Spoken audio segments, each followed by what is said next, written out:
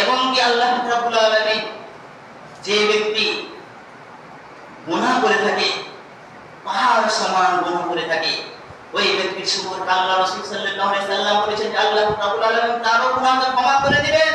যদি আল্লাহ রাব্বুল আলামিনের রাস্তা থেকে আসতে চায়, আল্লাহ রাব্বুল আলামিনকে যদি চিনতে চায়, তাহলে ওই ব্যক্তির সুসংবাদ রয়েছে, সেই ব্যক্তির গুনাহকে মাফ করে দেওয়া হবে।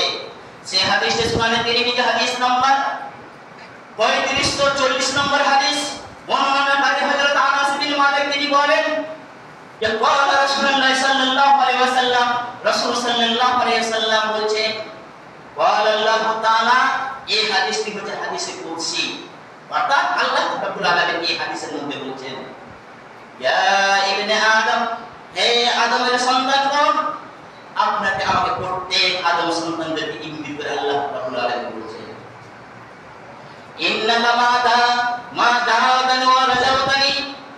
আল্লাহ রাব্বুল আলামিন বলেছেন যে তুমি যদি আদম সন্তানকে ইঙ্গিত করে বলেছেন, হে আদম সন্তান, তুমি যদি আমার কাছে তওবা করো, আমার কাছে ফিরে আসো, গফারতু লাকা, আমি তোমার গুনাহটা আমি মাফ করে দেব।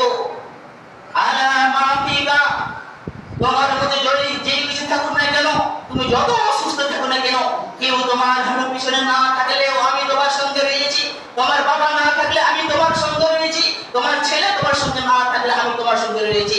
ডাক্তারখানাতে এক জায়গায় পড়ে রয়েছে, তোমাকে কোনো ডাক্তার বসে না, আমি তোমার সঙ্গে রয়েছি। রাস্তার কানাতে তুমি পড়ে রয়েছো, কেউ তোমাকে বলছে না তোমার কোনো দাম নাই, আমি তোমার সঙ্গে রয়েছে, বলা উপরে আমি কোনো পারোয়া করি না। আল্লাহ রাব্বুল আলামিন এই কথা বলছেন যে আমি তোমার সব গুনাহকে আমি মাফ করে দেব।